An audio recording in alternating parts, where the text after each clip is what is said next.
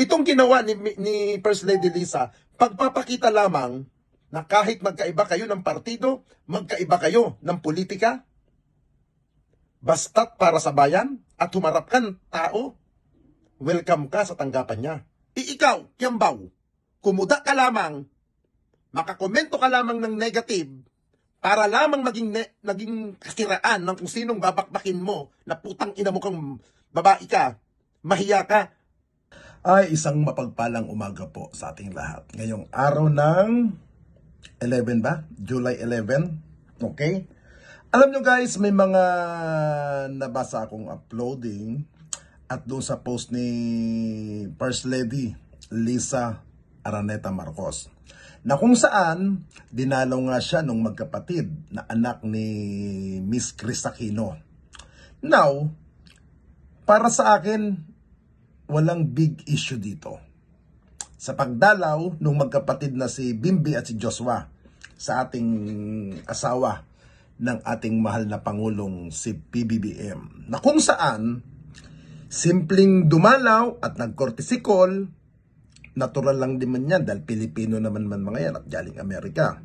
Now, mayroon tayong mangilan-ngilan na mga kababayan na sadyang makitid ang utak, sadyang ginagawa ng issue na hindi ko mawari kung tatanga-tanga o sadyang tanga na nagpapanggap na mga edukadong tao. Itong tinutukoy ko na sinasabi kong kunwari edukadong tao, may utak, pero totoo, ipis ang kanyang kokote. Ito po ay sa katauhan ni Miss MJ Kiambao Reyes. Oo.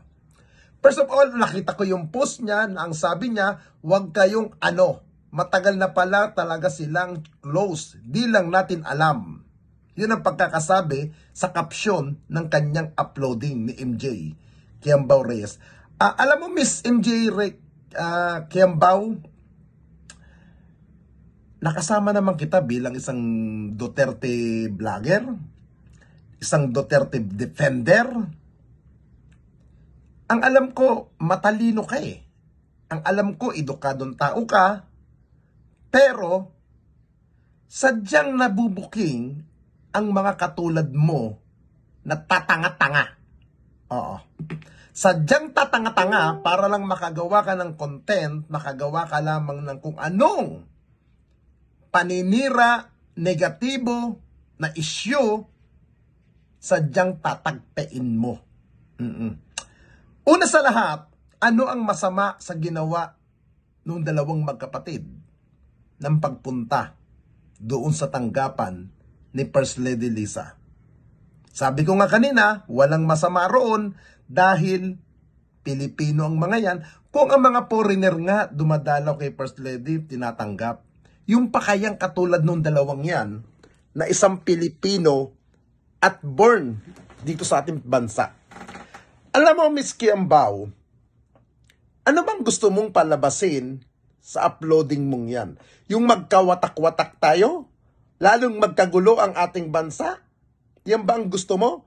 Para lalong magalit ang mga Pilipino sa administrasyon na to?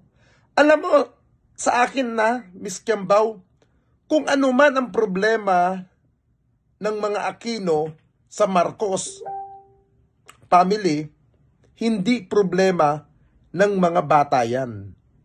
Hindi problema ng mga anak ang awayan ng kanilang mga pamilya, ng kanilang magulang. Itong ginawa ni First Lady Lisa, pagpapakita lamang na kahit magkaiba kayo ng partido, magkaiba kayo ng politika, basta't para sa bayan at humarap kang tao, welcome ka sa tanggapan niya. Bakit ikaw? Pagkaaway ba ng ina mo? Na hindi naman kumikibo yung mga anak nun? Nung kalaban ng ina mo? At pumunta sa iyo sa atadyakan mo ba? Sisipain mo ba? At bilang humaharap na tao, ituturing mo bang hayop na sa'yo? Siguro ganun ang gawain mo, Miss Kiambao. Walang issue dun eh. Pagpapakita lamang na may respeto yung magkapatid sa administrasyon na to. May pagpapakita sila na may paggalang sa tanggapan ng ating butihing First Lady. Kasi ang problema sa inyo, Miss Kiambao, hindi lang kayo pinapatulan ng tanggapan ni First Lady, puro kayo kuda. Ha? Lagyan mo naman ng maganda ang iyong iko-content. Nabubuhay ka, Miss Kiambao, sa pagiging marites mo, sa paggawa ng mga lathalain ng katismisan. Yan ang problema sa'yo. Ha? Alam mo yung kaibigan mo na kaibigan ko na namatay na si Atty. Bruce Rivera? Todo suporta yung kay PBBM. Baka nga ngayon, kung nabubuhay pa si Atty. Bruce, baka ikay nakahiya ka, nakaibigan ka. Ha? Baka ikinabibwisit ka ni Atty. Bruce Rivera. Huwag mo nang idamay yung mga anak ni Chris na wala namang kinalaman sa usapin ng politika.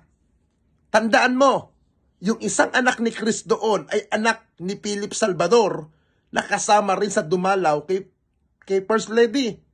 Nakakampi nyo. Na nagbabalak pang tumakbong senador sa katauhan ni Philip Salvador. Mahiya ka. Talo ka pa nung anak ni Philip Salvador na kahit sabihin na natin na special child yun, may respeto, may paggalang. Ikaw, Kiambao, kumuda ka lamang, makakomento ka lamang ng negative para lamang naging kasiraan ng kung sinong babakbakin mo na putang ina mo kang babae ka, mahiya ka. Ang pakilala mo, edukadong tao ka. Professional ka. Puki ng ina mo, isa ka ring marites. Mahiya ka, paiyak-iyak ka pa. Buwa ka ng ina mo ka. Bigyan mo ng dignidad ang pagkatao mong buwasit ka. Mas nanaisin ko pa at mas ako'y humahanga pa sa dalawang magkapatid na yon na bukas palad silang pumunta, dumalaw, rumespeto, at may paggalang sa ating First Lady. Ikaw, normal na tao, edukadong tao kuno, pero bastos, walang hiya. Nilalagyan mo ng kahulugan ang pagdalaw ng dalawang putang ina mo ka.